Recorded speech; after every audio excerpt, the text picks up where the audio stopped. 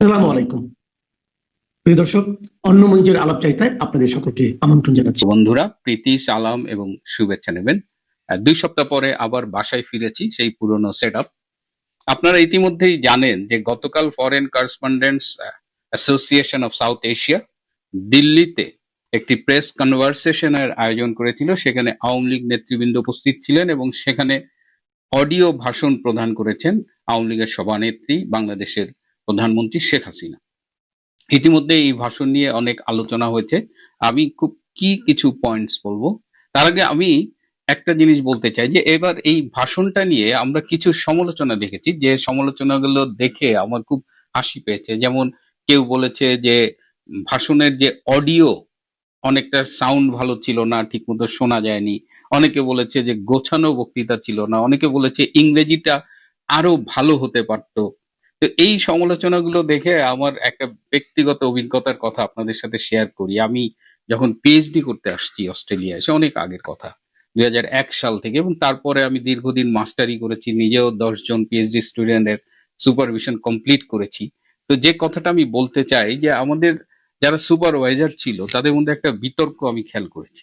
আমরা যারা নন English speaking countries থেকে আসি, আমরা অনেক ইংরেজিতে ভালো হলেও আমাদের ইংরেজি লেখার মানটা অধিকাংশ সময় যারা হোয়াইট, ব্রিটিশ, অস্ট্রেলিয়ান বা আমেরিকান, তাদের লেখার তুলনায় একটু দুর্বল।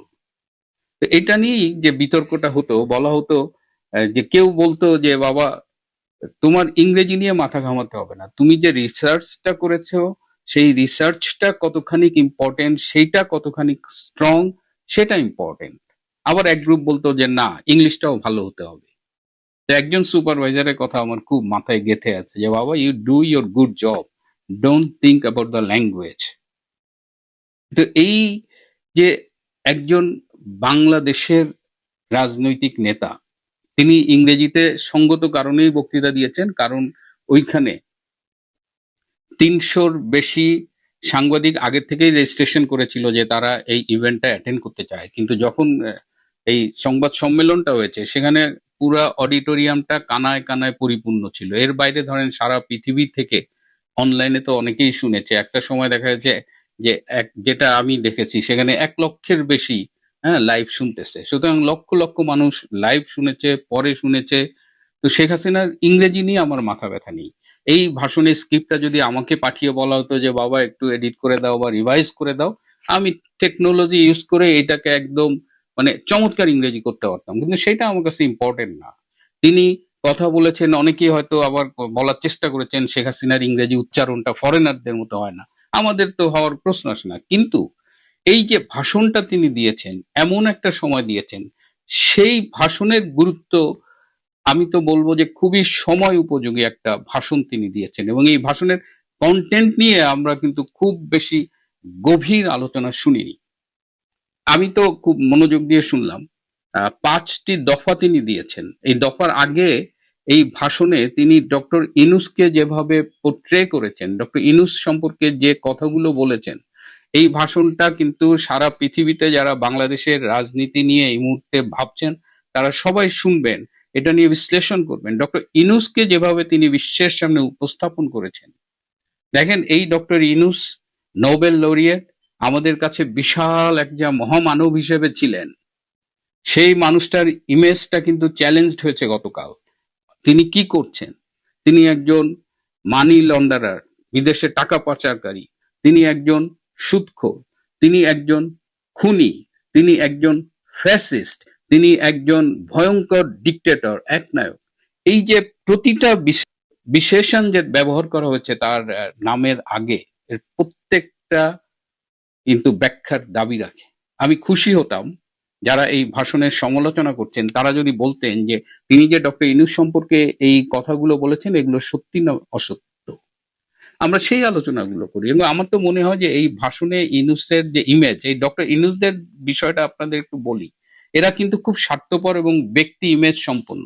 এরা পৃথিবী ধ্বংস হয়ে যাক, কিন্তু নিজের ইমেজটা যেন ধ্বংস না হয়, এই জন্য তারা এই যে দেখেন যে লবিস্ট ফার্মের পেছনে মিলিয়ন মিলিয়ন ডলার খরচ করে নিজের ইমেজ বিল্ডের জন্য। সে সারা পৃথিবীতে প্রচুর লক্ষ লক্ষ ডলার খরচ করে। সেই ইমেজটা আঘাত করার দরকার ছিল এবং that has been targeted with evidence. এটা মানে শেখ হাসিনার বক্তৃতার প্রতিটা পরতে পরতে কিন্তু আমরা বর্তমান বাংলাদেশের বাস্তবতাকে খুঁজে পাই। সেখানে প্রতিহিংসা নেই, সেখানে জিঘাংসা নেই, সেখানে ইনুসের প্রতি ক্ষোভ নেই, বরং বাংলাদেশের বাস্তবতায় ডক্টর ইনুসকে তিনি উপস্থাপন করেছেন বিশ্বের সামনে। আমার তো মনে হয় যে এই কাজটা অনেকেই অনেকভাবে করেন, কিন্তু শেখ হাসিনা যখন করেছেন ইজ ভেরি ইম্পর্টেন্ট। তিনি বর্তমান বাংলাদেশের অবস্থা তুলে ধরেছেন। পুরো বাংলাদেশটাই আজকে একদম একটা কারাগারে পরিণত হয়েছে এবং বাংলাদেশটা একদম খাদের কিনারে দাঁড়িয়ে আছে। সেখানে মানুষের নির্যাতন, মানুষের প্রতিদিন যে নির্যাতনের মুখোমুখি হচ্ছে, মব সন্ত্রাস, বিচার বিভাগের স্বাধীনতা নেই, গণমাধ্যমের স্বাধীনতা নেই, গণতন্ত্রহীন এই সমস্ত পরিবেশকে তিনি কিন্তু তুলে ধরেছেন। তার প্রতিটা শব্দ এবং প্রতিটা বাক্য, সেটার যদি আমরা এলাবোরেট করি তাহলেই তার ভাষণের গুরুত্বটা অনুধাবন করতে পারবো। তিনি 5টি দফা দিয়েছেন, আপনারা 5 দফা জানেন, কিন্তু আমি তো বলবো প্রথম এবং শেষ দফাটা খুবই গুরুত্বপূর্ণ। তিনি ডক্টর ইনুসের অপসারণ চেয়েছেন, কারণ ডক্টর ইনুসের অধীনে বাংলাদেশে একটি ফ্রি অ্যান্ড ফেয়ার ইলেকশন সম্ভব নয় এবং ডক্টর ইনুসকে অপসারণের মাধ্যমেই বাংলাদেশে গণতন্ত্র পুনরুদ্ধার করতে হবে। ফেয়ার এনাফ, ডক্টর ইউনূসের অধীনে যেহেতু একটা অবাধ, সুষ্ঠু, নিরপেক্ষ নির্বাচন সম্ভব নয়, সুতরাং তার অপসারণটা জরুরি। এবং তিনি বাংলাদেশকে পুনরুদ্ধারের যে সংকল্প ব্যক্ত করেছেন এবং এর জন্য দেশবাসীর প্রতি যে আহ্বান জানিয়েছেন, দ্যাটস ভেরি ইম্পর্টেন্ট। অনেকে বলেছেন যে এর আগে অনেক অডিও ভাষণে, বার্তায় তিনি বলেছেন ভোট বর্জন করতে হবে, কিন্তু গতকাল তিনি এ ব্যাপারে কিছু বলেননি। তিনি তো পুরো নির্বাচনটাই মানে আর অ্যাকসেপ্ট করছেন না। ভোট বর্জন তো পরের কথা। এবং বাংলাদেশে নির্বাচন 12 তারিখে হবে, এটার একটা সম্ভাবনা যেমন আছে, এটি না হবার পেছনে কিন্তু কাজ করবার এখনো চলছে। সুতরাং একেবারেই উড়িয়ে দিয়েন না যে 12 তারিখে নির্বাচন হবে না, বাট হওয়ার একটা সম্ভাবনা তৈরি হয়েছে। তো এই যে মানে এই প্রথম দফাটা, দ্যাট ইন্ডিকেটস এখন বাংলাদেশের যে গভীর খাদের কিনারে দাঁড়িয়ে আছে, সেখান থেকে উদ্ধার করার জন্য একটি অবাধ, সুষ্ঠু, নিরপেক্ষ নির্বাচন দরকার। সেই নির্বাচনে সবার অংশগ্রহণের মধ্য দিয়ে আমরা একটা বাংলাদেশ, আবার যে বাংলাদেশ আমরা হারিয়েছি 24-এর 5ই অগস্ট, সেই বাংলাদেশকে আবার পুনরুদ্ধার করতে হবে। এবং সেই পুনরুদ্ধারের সংগ্রামে প্রথম শর্ত হলো ডক্টর ইউনূসকে অপসারণ করতে হবে এবং এই জন্য তিনি গণতান্ত্রিক, অসাম্প্রদায়িক, প্রগতিশীল সকল শক্তিকে আহ্বান জানিয়েছেন, বাংলাদেশের মানুষের প্রতি আহ্বান জানিয়েছেন। আর অন্যান্য দফাগুলো যেমন রাজপথে চলমান সহিংসতা, নৈরাজ্য, এগুলোর অবসানের কথা বলেছেন, সংখ্যালঘু, নারী, প্রান্তিক জনগোষ্ঠীর নিরাপত্তা নিশ্চিত করার কথা বলেছেন, সাংবাদিক, আওয়ামী লীগ এবং বিরোধী দলের নেতাকর্মীর বিরুদ্ধে যে রাজনৈতিক উদ্দেশ্য প্রণোদিত আইনের অপব্যবহারের মাধ্যমে যে নির্যাতন চলছে, সেগুলোর অবসান চেয়েছেন। এবং 5 নম্বর দফাটা, যেটা আমি আবারও বলছি, দ্যাটস এগেইন ভেরি ইম্পর্টেন্ট, তিনি বিগত বছরে বাংলাদেশের সংঘটিত যে অপরাধ, খুন, রাহাজানি যা যা হয়েছে, সেটির একটি নিরপেক্ষ তদন্ত করবার জন্য জাতিসংঘের প্রতি আহ্বান জানিয়েছেন।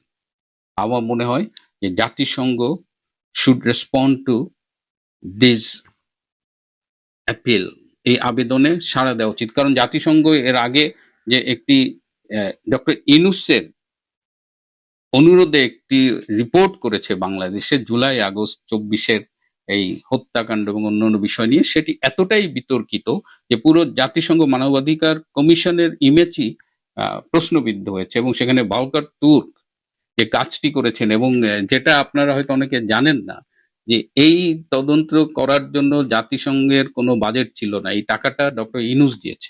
তো ডক্টর ইউনূসের এটা একটা পেইড রিপোর্ট ছিল, যেটা এই ভলকার তুর্কের মতো কিছু লোক করে পুরো জাতিসংঘ মানবাধিকার কমিশনকে বিতর্কিত করেছে।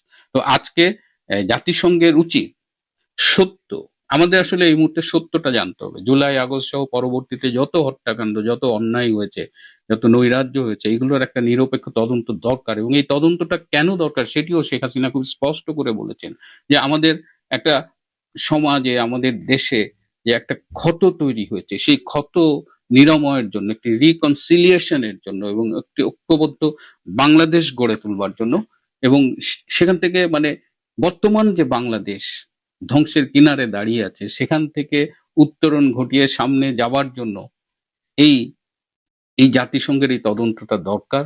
আমাদের সবার মিলে বাংলাদেশকে উদ্ধার করতে হলে প্রথম শর্ত, সেই প্রথম দফা ডক্টর ইউনূসের অপসারণ। সুতরাং আমরা মনে করি যে শেখ হাসিনার এই ভাষণটি নিয়ে অনেক আলোচনা হতে পারে, হওয়া উচিত, এবং আলোচনাগুলো একটু মানে আমি একটা গভীর আলোচনা চাই। এই ইংরেজি ভাষা, অডিও কোয়ালিটি, হ্যাঁ, সংবাদ সম্মেলন আয়োজনটা খুব গোছালো হয়নি, এগুলো খুব মানে গুরুত্বহীন আলোচনা। গুরুত্বপূর্ণ আলোচনাটা নিয়েই আসুন আমরা কথা বলি। আমি শেখ হাসিনাকে মানে একটা ধন্যবাদ জানাতে চাই, অত্যন্ত সময় উপযোগী একটা এবং দিক নির্দেশনামূলক একটা বক্তব্য দেওয়ার জন্য। প্রিয় বন্ধুরা, আজ এ পর্যন্তই। নয়াদিল্লি যখন ঢাকা থেকে তাদের কূটনীতিকদের পরিবার সরিয়ে নেওয়ার সিদ্ধান্ত নিচ্ছে এবং বাংলাদেশে মিশনগুলোকে নন ফ্যামিলি পোস্টিং হিসাবে ঘোষণা করছে, তাকে আপনি ভারতের বাংলাদেশের প্রতি শত্রুতা হিসেবে দেখতে পারেন, কিংবা পারেন আগে থেকেই বাংলাদেশকে সতর্ক করে দেওয়ার একটা বার্তা হিসেবে। প্রশ্ন হলো, আপনি কিভাবে দেখবেন বিষয়টি? বাংলাদেশ তুচ্ছ নিরাপত্তার অজুহাতে ভারতে খেলতে না যাওয়ার ঘোষণাকে আপনি যদি মনে করেন যে ভারতের প্রতি ঘৃণা প্রকাশের এটাই উত্তম ভাষা, তাহলে আপনাকে ভারতের নন ফ্যামিলি পোস্টিং হিসাবে বাংলাদেশকে ঘোষণা দেওয়ার বিষয়টাকে অন্যভাবে ভাববার সুযোগ আছে বলে আমার মনে হয়। কিন্তু আমার আরো মনে হয় যে কূটনৈতিক পরিভাষায় একে বলা চলে ইভাকুয়েশন ড্রিল বা নিরাপদ দূরত্ব বজায় রাখার কৌশল। কিন্তু রাজনীতির মাঠে এর অর্থ অত্যন্ত স্পষ্ট এবং ধারালো। ভারত কার্যত জানিয়ে দিচ্ছে যে বাংলাদেশের বর্তমান নিরাপত্তা পরিস্থিতিকে তারা আর স্বাভাবিক বা শান্তিপূর্ণ মনে করছে না। যে বন্ধু রাষ্ট্রের উপর এক সময় তাদের অগাধ আস্থা ছিল, সেই জমিনকে এখন তারা পাকিস্তানের মতোই উচ্চ ঝুঁকির বা হাই রিস্ক জোন হিসাবে তালিকাভুক্ত করেছে। প্রশ্ন হলো, এই সিদ্ধান্ত কি কেবল সাবধানতা, নাকি পর্দার আড়ালে এমন কোনো ভয়াবহ ঘটনা তৈরি হচ্ছে বাংলাদেশকে ঘিরে, যার আঁচ সাধারণ মানুষের চামড়ায় লাগার আগেই কূটনীতিকদের গোয়েন্দা র্যাডারে ধরা পড়েছে? চলুন আলোচনা করা যাক। দিল্লির এই সিদ্ধান্তের মনস্তত্ত্ব বোঝা জরুরি। যখন কোনো রাষ্ট্র তার কূটনীতিকদের পরিবারকে ফিরিয়ে নেয়, তখন ধরে নিতেই হয় যে আস্থার পারদ তলানিতে ঠেকেছে। এর মানে হলো রাষ্ট্রটি মনে করছে যে কোনো মুহূর্তে পরিস্থিতি নিয়ন্ত্রণের বাইরে চলে যেতে পারে এবং সেই সম্ভাব্য বিশৃঙ্খলার মধ্যে নারী এবং শিশুদের নিরাপত্তা নিশ্চিত করা স্বাগতিক দেশের পক্ষে সম্ভব হবে না। বিগত কয়েক মাস দুই দেশের সম্পর্কের যে অবনতি ঘটেছে তা কেবল শীতলতা নয়, বরং এক ধরনের বৈরী পরিবেশে রূপ নিয়েছে। শেখ হাসিনার পতনের পর থেকে চলা রাজনৈতিক পট পরিবর্তন, অন্তর্বর্তী সরকারের সঙ্গে দিল্লির টানাপোড়েন এবং সীমান্ত ও জনমনে তৈরি হওয়া ভারত বিদ্বেষী মনোভাব এই সিদ্ধান্তের ভিত্তি হিসাবে কাজ করেছে। কিন্তু ভয়ের জায়গাটি কিন্তু অন্যত্র।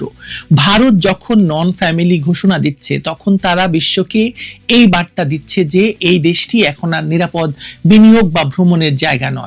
এটি বাংলাদেশের জন্য একটা ভয়াবহ বৈশ্বিক রেড ফ্ল্যাগ। বাংলাদেশের অভ্যন্তরে এখন যে রাজনৈতিক এবং সামাজিক অস্থিরতা বিরাজ করছে তা অস্বীকার করার উপায় নেই। আপনি অস্বীকার করতে পারবেন, গত 1.5 বছরে রাষ্ট্রযন্ত্রের উপর থেকে কেন্দ্রীয় নিয়ন্ত্রণ শিথিল হয়ে পড়েছে এবং কিছু কিছু ক্ষেত্রে নিয়ন্ত্রণ একেবারেই নেই।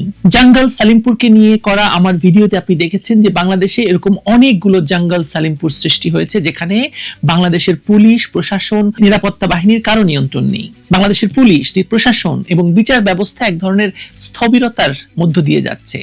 এই সুযোগে উগ্রবাদী গোষ্ঠী এবং সুবিধাবাদী চক্রগুলো মাথাচাড়া দিয়ে উঠছে। শুধু তাই নয়, তারা এখন ক্ষমতাবান, তারা যে কোনো মুহূর্তে ক্ষমতা দখল করবে। কখনো শাহবাগে ভিনদেশি পতাকার আস্ফালন হচ্ছে, কখনো চট্টগ্রামে কনসুলেটের সামনে হিংসাত্মক বিক্ষোভ, আক্রমণ হচ্ছে মানুষের ডিপ্লোম্যাটদের বাড়ি, আবার কখনো সংখ্যালঘু নির্যাতনের অভিযোগ। সবই বিচ্ছিন্ন ঘটনা বলে উড়িয়ে দেওয়া হচ্ছে, কিন্তু কোনোটাই বিচ্ছিন্ন ঘটনা নয়। এমনকি প্রধান উপদেষ্টার কার্যালয় থেকে বলা হচ্ছে এগুলো বিচ্ছিন্ন ঘটনা, এগুলো রাজনৈতিক, নানা রকম কথাবার্তা বলা হচ্ছে, কিন্তু এগুলোকে অ্যাড্রেস করা হচ্ছে না। এগুলো একটি প্যাটার্ন বা নকশা, যা প্রমাণ করে যে রাষ্ট্রের নিরাপত্তা কাঠামোতে বড় ধরনের ফাটল ধরেছে। ভারত তাদের কূটনীতিকদের পরিবার সরিয়ে নেওয়ার মাধ্যমে মূলত এই ফাটলটিকেই আঙুল দিয়ে দেখিয়ে দিল। তারা জানে যে আগুনের ধোঁয়া এখন দেখা যাচ্ছে, তার নিচে প্রচুর দাহ্য পদার্থ জমে আছে, যে কোনো মুহূর্তে বিস্ফোরণ ঘটবে। ভয়াবহ কিছু ঘটনা আপনাকে আমি তুলতে পারি, যেমন ধরুন নিরাপত্তা ঝুঁকি। নির্বাচন বা গণভোটের আগে রাজনৈতিক উত্তাপ বাড়া স্বাভাবিক, কিন্তু বাংলাদেশে এখন যা ঘটছে তা রাজনীতি নয়, বরং অস্তিত্বের সংকট। রাজপথে যেভাবে উস্কানিমূলক স্লোগান, পাল্টা স্লোগান চলছে, তাতে যে কোনো মুহূর্তে বড় ধরনের সংঘাত বেঁধে যাবে। টার্গেটেড ভায়োলেন্স বা সুনির্দিষ্ট লক্ষ্যবস্তুতে হামলার আশঙ্কা গোয়েন্দারা উড়িয়ে দিচ্ছেন না। বিশেষ করে কূটনীতিক পাড়ায় বা ভারতীয় স্বার্থ সংশ্লিষ্ট স্থাপনায় যদি কোনো হামলা হয় তবে তা কেবল দ্বিপক্ষীয় সম্পর্ক নয়, বরং বাংলাদেশের সার্বভৌমত্বের উপর বড় আঘাত হয়ে আসবে। দ্বিতীয়ত অর্থনৈতিক বিপর্যয়। নিরাপত্তা শঙ্কার অজুহাতে যখন কূটনীতিকরা পরিবার সরিয়ে নেন, তখন বিদেশি বিনিয়োগকারীরাও তাদের পুঁজি গুটিয়ে নিতে শুরু করবেন নিশ্চিত। ইতিমধ্যে পশ্চিমা দেশগুলো তাদের নাগরিকদের চলাচলে সতর্কতা জারি করেছে। বাণিজ্যের প্রিমিয়াম বাড়ছে, এলসি খুলতে জটিলতা হচ্ছে। এভাবে চলতে থাকলে দেশটি একটি অর্থনৈতিক ব্ল্যাক হোল বা গহ্বরে পরিণত হতে পারে, যেখান থেকে ফেরা মুশকিল হয়ে যাবে। সবচেয়ে বিপজ্জনক দিকটি হলো ভূ রাজনৈতিক খেলা। অন্তর্বর্তী সরকারের সময়ে তৃতীয় কোনো পক্ষের ইন্ধনে পাকিস্তানের কথা সরাসরি বলি, পরিস্থিতি ঘোলাটে করার চেষ্টা একদম স্পষ্ট। ইতিহাসের দিকে তাকালে দেখা যায় লিবিয়া বা সিরিয়ার মতো দেশগুলোতেও সংঘাতের শুরুতে কূটনীতিকদের পরিবার সরিয়ে নেওয়া হয়েছিল। যদিও বাংলাদেশের পরিস্থিতি সেই পর্যায়ে গেছে কিনা তা নিয়ে আপনি তর্ক করতে পারেন, কিন্তু প্যাটার্নটা একই রকম। রাষ্ট্র যখন তার নিজস্ব নাগরিকদের নিরাপত্তা দিতে ব্যর্থ হয়, তখন বাইরের শক্তিগুলো সেই দুর্বলতার সুযোগ নেয়। বাংলাদেশে এখন যে ধরনের মব জাস্টিস বা এই সংস্কৃতি চালু হয়েছে, তাতে কেউই নিরাপদ বোধ করছে না। আইন নিজের হাতে তুলে নেওয়ার এই প্রবণতা যদি কঠোর হাতে দমন করা যেত, তাহলে হয়তো এই গৃহযুদ্ধের মতো ভয়াবহ পরিস্থিতির সৃষ্টি হতো না। অনেকে প্রশ্ন তুলেছেন, ভারত কি অতি প্রতিক্রিয়া দেখাচ্ছে? হতে পারে এটি তাদের চাপ প্রয়োগের কৌশল, কিন্তু মনে রাখতে হবে যে কূটনীতিতে পারসেপশন বা ধারণাটাই আসল। ভারত যদি মনে করে তাদের লোকেরা বা তাদের নাগরিকেরা, তাদের কূটনীতিকরা নিরাপদ নয় বাংলাদেশে, তবে সেই ধারণা ভাঙানোর দায়িত্ব বাংলাদেশের, অন্য কারো নয়। কিন্তু বর্তমান সরকারের আচরণে সেই আস্থার সংকট মোচনের চেয়ে বরং আগুনে ঘি ঢালার প্রবণতা বেশি লক্ষ্য করা যাচ্ছে। ক্রিকেট নিয়ে যে ঘটনা তৈরি হলো, সীমান্তে হত্যা কিংবা ধর্মীয় অসহিষ্ণুতা নিয়ে দুই পক্ষের পাল্টাপাল্টি যে বয়ান পরিস্থিতিকে বারুদের স্তূপের উপর দাঁড় করিয়েছে। একটি দেশলাই কাঠি জাস্ট পুরো সাজানো বাগান পুড়িয়ে দেওয়ার জন্য যথেষ্ট। তবে কি আমরা খাদের কিনারায়? উত্তর হলো আমরা খাদে পড়ে যাওয়ার আগে শেষ ধাপটিতে দাঁড়িয়ে আছি। ভয়াবহতা এখন অনিবার্য, কিন্তু তা এড়ানোর সময়ও ফুরিয়ে যায়নি, তবে ফুরিয়ে আসছে।